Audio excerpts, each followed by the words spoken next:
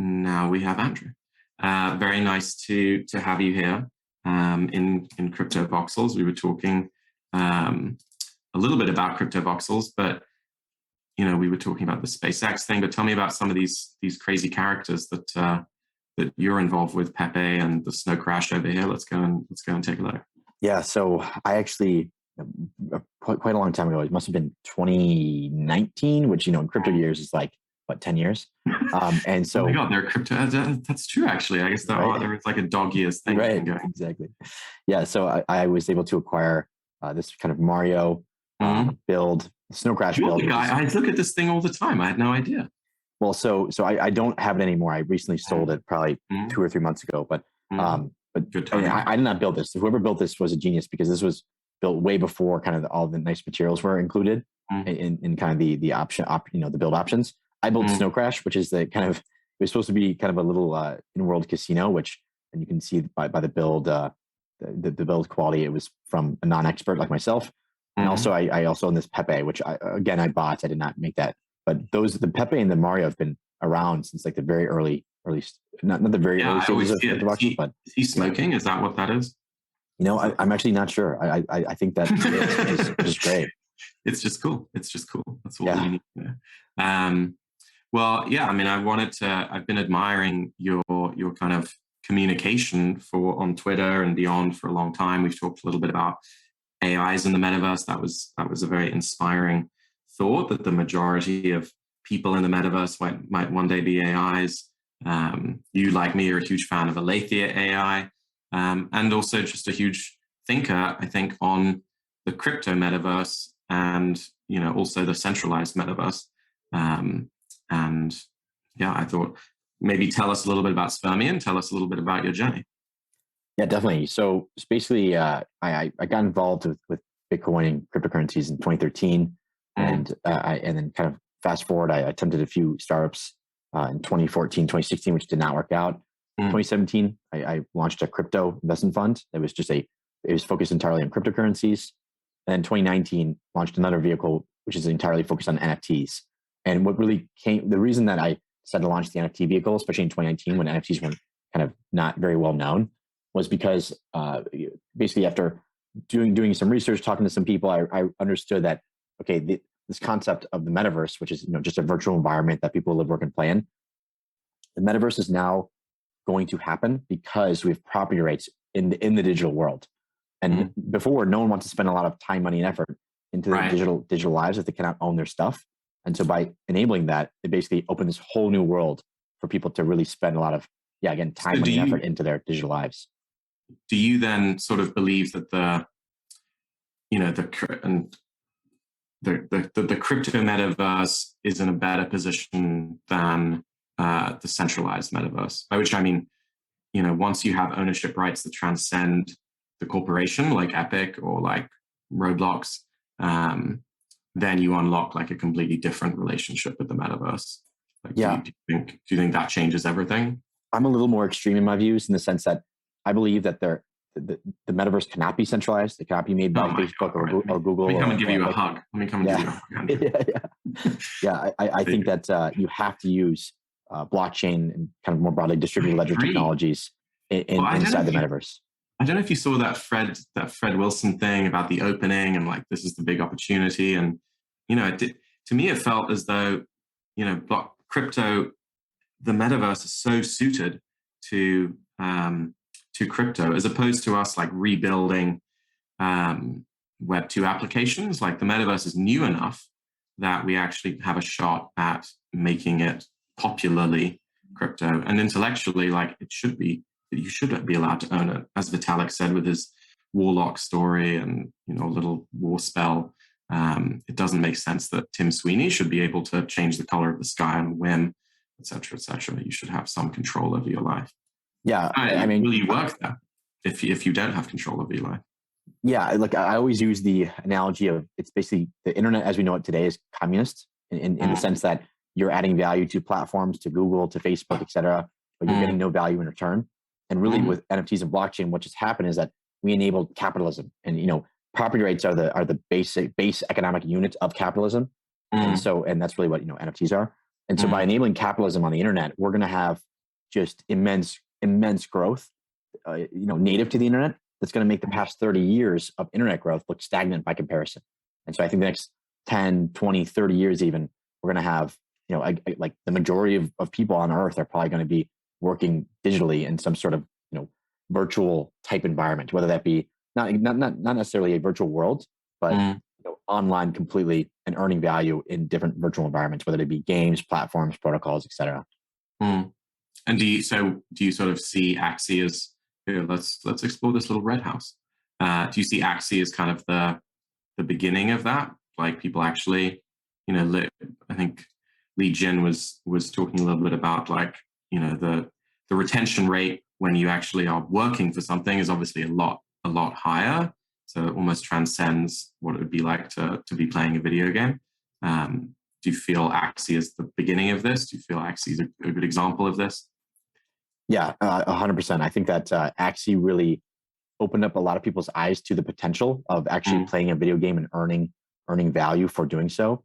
And that's kind of a more pure play video game.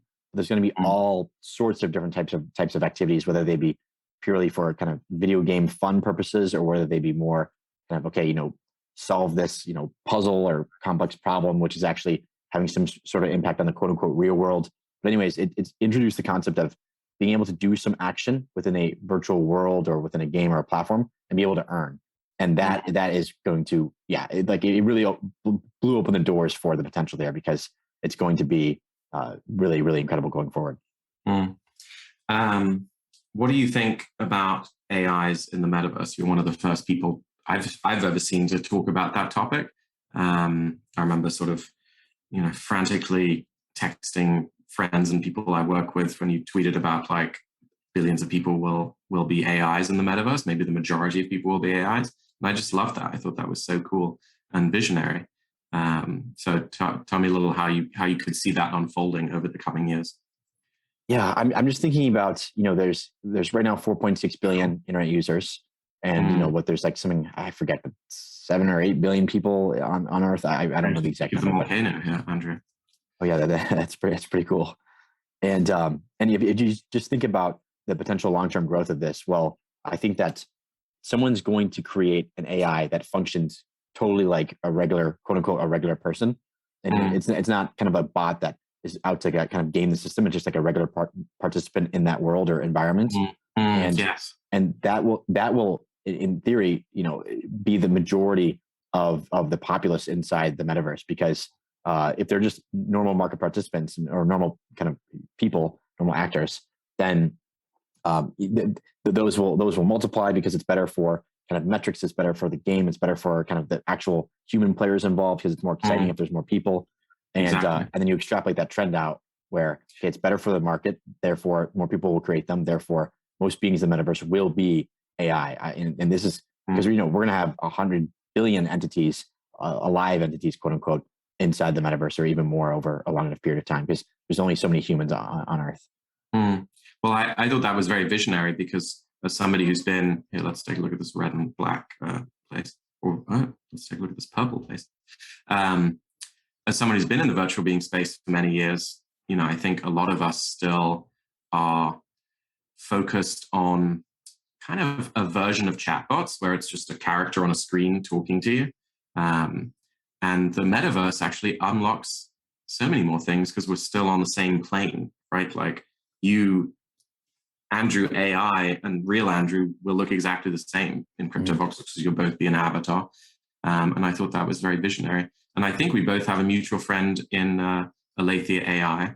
Tell me a little what you think about intelligent NFTs and all of that. How do you see that unfolding? Oh my gosh, yeah. So when I spoke with RF, back in the day, and I originally, we are investors, full transparency. So, and also I'm a personal investor as well. So it's kind of that double exposure. But anyways, we basically talked about kind of the future of what AI and how NFTs are going to interact. And one really cool thing about Aletheia is essentially it's democratizing access to AI and making it in a fun, usable format for people to, basically what it's doing is it's embedding intelligence into your NFTs. And that is such a cool idea. It's almost like I can have my CryptoPunk or have my, whatever NFT it is, and suddenly I can now become friends with my NFT, mm, and mm, that NFT will learn over time and get to know more about myself. And so mm, that is just such a mind-boggling kind of, if you again extrapolate that trend out right now, they're not ultra intelligent. They can't, kind of mm, remember anything. And you can definitely mm, tell it's kind of an AI and not a real human. But mm, we're so early in this kind of revolution that you have to think 5 years out, 10 years out, it's going to be mm, almost indistinguishable, and people will literally be friends with their NFTs. And that's going to be very, very, very weird, and just mm. introduce dynamics that are hard to even fathom right now. And even, I mean, there's kind of, NFTs of us and digital identity, and then there's also Yeah. the creative side, which I think a Reef unlocks and AI could unlock once it's further, to have artists kind of create characters that could transcend any one game. We're so used to NPCs just being trapped in one video game, right? Like the non-player character, and they can't get out. And it would be cool to have characters that could transcend any one game world. Oh, 100%. It'd be like, we will, for example, this world, if you want to play with someone, and not just kind of run around by yourself, you could, have your AI join you, and whether it be a kind of an AI mirror of yourself, I think or that relationship, and letting that relationship, I saw little punks comic back there, having that relationship go from game world to game world. I've been wondering whether, Matthew Ball has been talking about kind of persistent and scalable and all of that. And it remembers, the metaverse should remember you, essentially, which is quite hard to see with so many separate metaverses or metaverse worlds. But a game character that could hop between world and world could be the beginning of something that gave you a sense of coherence across all these different areas of the metaverse. This is kind of cool. I like this. I don't know which punk. I guess this is 6623, but I'm not sure I've been introduced to him. But I mean, just, we're talking about identity play. This is kind of it, right? Like here are several versions of this character as a person. It's in different games you would have the same. Yeah, and also just going off of this right here, it's really cool to see like the remixing that people are doing, because they're using one kind of, right now it's just kind of IP, we'll call it Punk 6623, but then they're kind of creating different versions of it and different kind of styles and whatnot, and that's a really, really cool concept. Which, I mean, combining this kind of concept, the concept of remixing, with AI, that's going to be very interesting, because maybe there's an AI Andrew, which is kind of a mirror of myself. But maybe if there's a remix version of AI Andrew, which is, I don't know, maybe a more, mischievous or more funny, there's kind of different, just different dynamics that can come from that are really, really weird to think about. Well, I mean, just on remixing, Punk's comic obviously isn't a Lava Labs project. It's something that Pixel Vault created, and created a huge amount of value from the characters, which I just love, that kind of sense that you can have work that then somebody else can remix and turn into something else. And eventually, with Bored Ape video games, or with this video game Meta Hero, like, take it into different forms. Oh my god, this is so beautiful. I've never been in this one. I love the transparency here. Yeah. What are your have you been tracking Meta Hero and some of that stuff? Yeah, it's we're, unfortunately, I haven't done a deep dive into it yet, even though I should, but we're pretty limited on bandwidth, so we have to kind of pick and choose what we really delve into. But I've heard great things, so I've only heard positive. I love the idea of like the NFT going into a game. I mean, that's probably my favorite part of what I've seen. And Bored Ape did a little of it, but I think that kind of embrace of transmedia is super exciting. Well, part of the summit is societies as well as virtual beings. So I guess I'd love to ask a little bit about these non-visual metaverse worlds like FWB, where there's no kind of visual center to the digital city. It's text-based, let's say, but there's a hugely strong emotional bond that people are creating, and power is distributed. Have you been tracking kind of DAOs and social tokens, and how do you think about that, the growth of that, potential growth of that? I think what's really incredible here is that it goes back to kind of the paradigm of the internet is being flipped from value extractive of users to value additive. and DAOs and social tokens and these types of things. What they do is they align people on a monetary level really, really well. And that monetary level kind of becomes like the kind of the baseline. But then from that, you become really involved from like a social level, emotional level, status level into these communities. So like the financial aspect is important, but really it's kind of a not really that big of a factor. It's really about, you start with that. That's, base unit number one. But on top of that, you build these really cool societies and kind of communities that are all, they all have different vibes. They all have different vibes, different interests, different purposes. And that's really, really interesting is that, through this generally a token or yes, a token, whether it be an NFT or a more liquid token, like a social token, people become really kind of motivated and aligned in some sort of mission or thesis. Yeah, I love that. Well, I've got a question from the audience that was sent in. So how does Sfermion make investment decisions, and what are some of the investments that you're most excited about? Yeah, so we have two kind of different assets that we look at. We look at, well, I guess three. Number one, we look at NFTs, then we look at tokens, and then we look at kind of equity, so like traditional venture investments. And so it really depends on what asset type we're looking at. But let's just take NFTs for example. So we kind of try to distill down all the NFTs we look at to its like the simple fundamentals. So like what truly matters here. It's really it's just basics. It's team, product, token economics, community, market, data, risks. Assess every product on those bare bones fundamentals. And really after kind of diving deep into those factors, you kind of can get a feel for, okay, is this fundamentally a sound product that we want to be holders of for the next 1 to 2 to maybe even 3 years? And if the answer is yes, then you have to decide, okay, great. We really love crypto voxels, for example. We want to make an investment in it. Then you have to really dive deeper into, okay, we know we're going to invest in crypto voxels. Their asset is land. And then we have to decide, okay, what is our thesis in investing within that land? So is it going to be all land that is in the center neighborhood, where that's where everyone spawns? Is it going to be land in Frankfurt, which is the kind of that land with the tallest average height? Is it going to be ocean side? So, it's waterfront land. So you really have to do your research, develop a thesis, and invest based on that thesis. And do you, because I presume that when you're, Sandbox, for example, there's equity, there's sand, and there's also land. How do you kind of, and I guess the land would be considered NFTs in that case, and the sand would be token. If and when you have a choice, do you have like a kind of rule of thumb of like, really, we'd rather be holding X?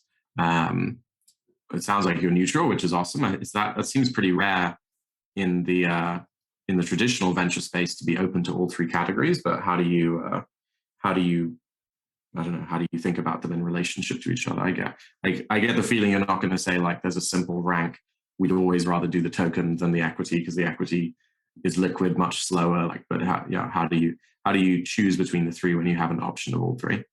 Yeah, so we will actually invest in, it doesn't really matter for us, NFT, token, or equity, but we do love the token. And the reason being is, I mean, there's a multitude of reasons. Number one is the liquidity. That's kind of obvious. Number two is that these assets are programmable. And so it's really, really interesting to be able to, launch a token, and maybe it does function A. And then, that's an exciting function. I don't know, maybe it's used as payments within crypto voxels or something like that, right? Okay, this is your money token. But then in a couple of months, you launch function B, and maybe that's used for staking, and or maybe it's used for you after you build a building on your piece of crypto voxels land, maybe you get rewarded by that token, or there's an unlimited number of use cases for that asset, which is super, super interesting, and it can be used as almost an incentive mechanism for some sort of behavior within that environment. So if you want people to build in crypto voxels, then you say, hey, everyone that builds something will get 100 tokens, or something like that. And that's a really, really cool way to encourage that behavior, and then also align everyone within the community on some sort of some sort of behavior to encourage, but then also on a monetary level. That's really, really cool. And you can't really get that with equity, because equity is more so like it's a little bit more detached from the actual environment. And we like to really delve deep into virtual economies. And our whole goal is to, our mission statement is to accelerate the emergence of the metaverse. And we feel like tokens, Really? they be, I didn't know that was a mission statement. It's a good mission statement. Yeah, that has been our kind of guiding principle since 2019. And whether they be NFTs or tokens, kind of more ERC20 or liquid tokens, those both are on such a kind of boots on the ground, deep level of these virtual economies that's why we tend to focus on those assets. Okay, last question sent in. When do you think the majority of Americans will be working in the metaverse? Oh man, that's such a hard question. Yeah, I'm so bad at kind of making predictions. I've been proven wrong like every single time. You just do the Oculus thing where you say 5 to 10 years. Yeah, forever. Yeah. I would say majority of Americans. Okay, that's interesting. I would say probably 30 years. 30 years. I'd say 51% of Americans. Actually, 51%. It's actually not that. 51% of adults. It seems maybe we could do it. Maybe I'm being too American centric, but just to kind of, I would say 20, because if it's 51%, then we could probably do 20 to 30 years. I think that's somewhere in that range. I think that's reasonable, especially with how cool some of the I don't know if you know GatherTown or some of the simple office worlds, they're pretty fun, spatialized audio and everything. So I think that's a very reasonable estimate and a good place to leave it. So thank you very much, Andrew, for joining us today. And this is awesome. Awesome. Yeah. Thank you so much for having me. This was a blast.